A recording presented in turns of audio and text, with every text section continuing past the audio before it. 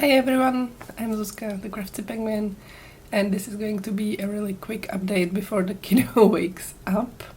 Only the little one is at home today, but I was sorting some other issues and I was not able to film for you when I had the time, because I didn't have the time actually. So you'll also see that I did only a bit on my crafts because, again, other issues, and honestly I needed to take sort of a day off yesterday because I had just enough of everything and I felt like an absolute potato. So yeah, I was just potatoing around doing basically almost nothing but saying goodbye to our old car. That was interesting as well. But anyways, I'll show you before something happens what I've been working on.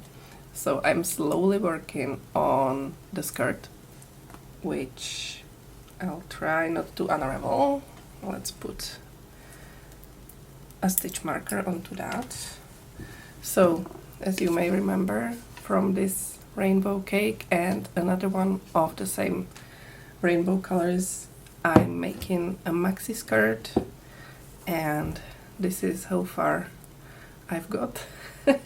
It doesn't look like much, it's about 10 rows and a bit, 10 rows and a half, but in detail I think it looks really nice even with this basic stitch that I'm using. And I will go for about 20 more rows of this and then start the pattern as I mentioned in a previous video. And there was a question about this rubber band at the top.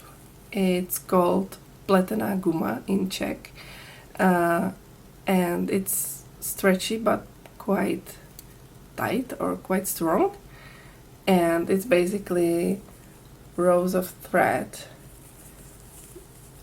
woven into a warp of rubber bands. You can see them in there, I believe.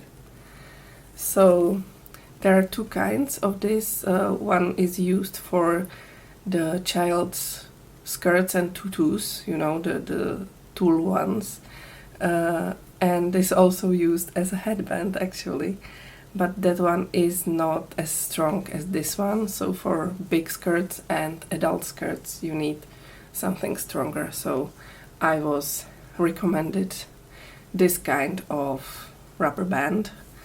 So and I was pretty lucky because the shop I'm usually ordering from had exactly 90 centimeters of the band in store in this color, and I basically needed exactly those 90 centimeters, so that should be that should be right, I think. I was warned that it could end up being a bit too big, but we'll see about that. We'll see also how heavy the skirt is going to be, if it's going to pull the band down, and I'll need to maybe make, you know, a small adjustment. In that case it will have a fold in it, but I don't really mind that, so that's okay, I guess. So working on that slowly. It's not exactly exciting, but I quite like it. It's mindless, pretty mindless. So yeah. Then you might have the feeling that you've already seen this, and you have. It's the Lisa headband from the polo stripes, right? But I did this about a year and a few months ago for Alexka, and it stretched so much that first I tried to make the join, you know, from a bigger part so that it would how would I say it would work against the stretch basically, but it was not comfortable, it was too bulky. So we decided to rip it all out and remake it. So I remade it as it was basically, but a few stitches smaller. It's only about 5 stitches smaller on the length, but I believe it's the okay size now. And she also had the problem with the fact that one side was just a chain, you know, the starting chain, and it was not stretching as much as the other side. And now I did it with the foundation half double crochet row, so there is no chain, there is just the first row, and it's stretchy on all sides, so it should be okay. Just a second. Kitty, kitty.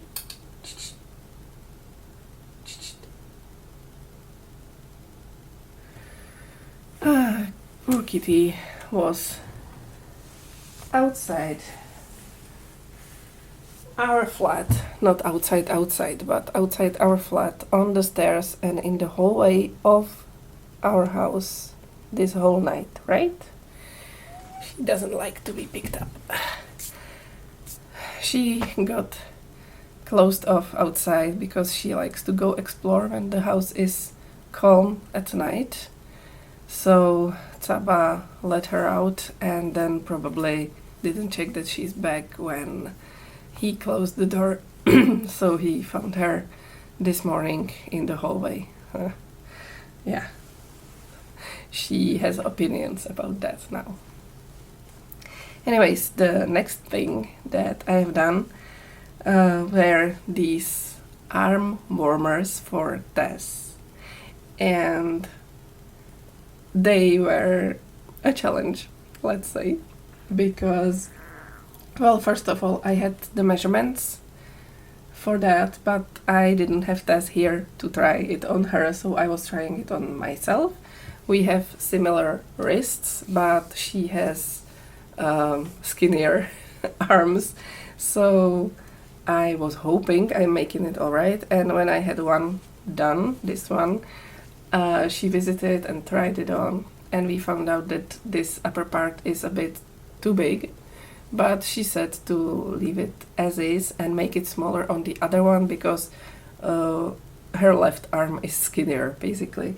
So, and she also wanted a hole in the other one to see her smartwatch when she's wearing it, because she wants to wear it to work, because she has a table that gets cold and she has her arms laid on the table, so she doesn't want her arms to get cold from the table. So that's why the other one has a hole in here. I think you can see that.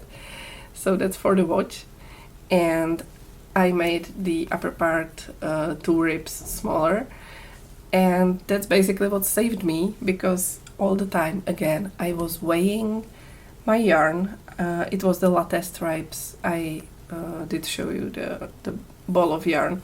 It was the latte stripes, red heart, and I was weighing it all the way through, and I knew that it's going to be really close, or I'm going again to lose a yarn chicken game. So basically the hole here and the missing rib here saved me because this is how much yarn I have left from the whole ball of yarn. This is it. So the ribbing, it's surprisingly a lot of yarn. The pattern does not as much, but the ribbing does, and this is about, yeah, it's about 1.80 centimeters, not even 2 meters of yarn left. So that was lucky. So it's, yeah. Also the red heart, oh, excuse me, I had to sneeze, sorry. Also this, the ball of yarn, the red heart stripes latte that I had declared on the label that it's 141 grams of yarn, and when I made the first arm warmer and weigh it, I was saying like, okay, we are under half of that, we are under 70 grams, we are okay, it's close, but we are under that. But I checked and I weighed all of it together and I realized there is only 137 grams. So there was 4 grams less than declared, which, oof, and which was basically part of the problem because I was really close to that. And really, if it wasn't for the hole in here and the missing rib over there, I wouldn't be able to make it. And I don't have really yarn to substitute on this, so that would be fun.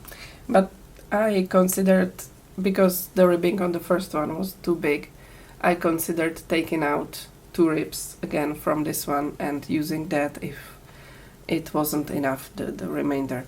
So I had options, but they were all really, really close and small, and it was interesting. But yeah, made it, so that's ready for test to wear.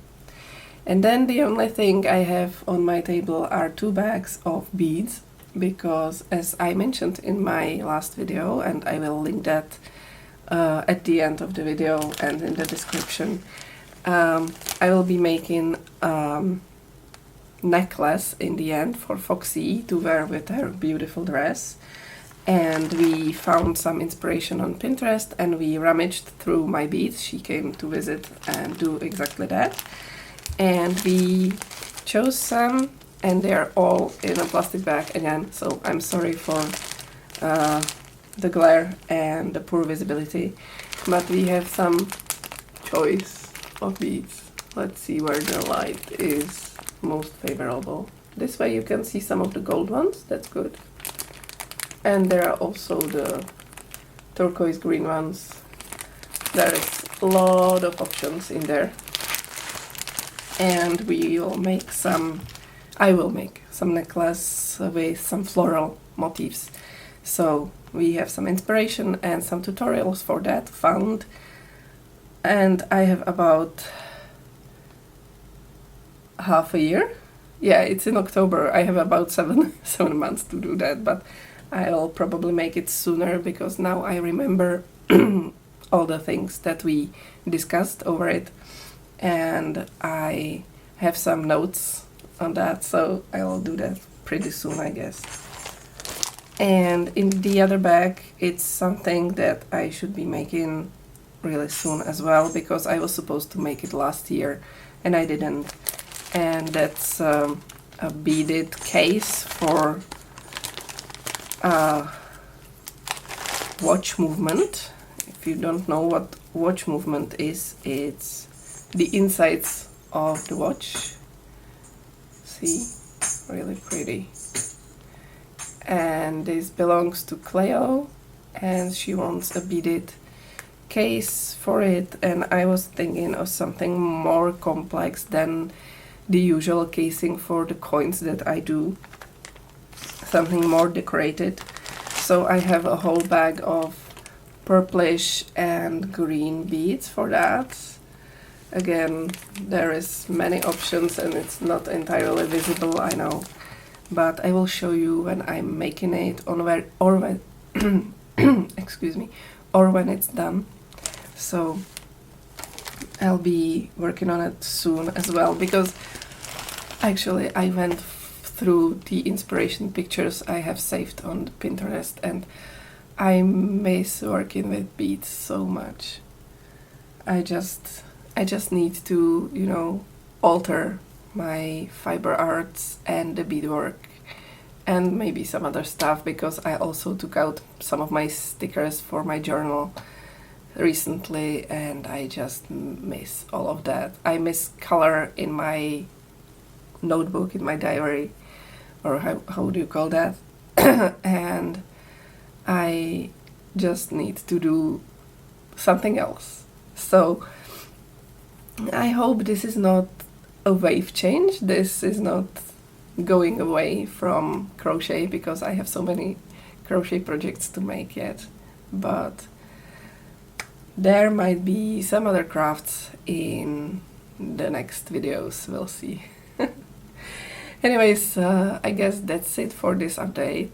I know it's short, but that's all I have for you now. Sorry.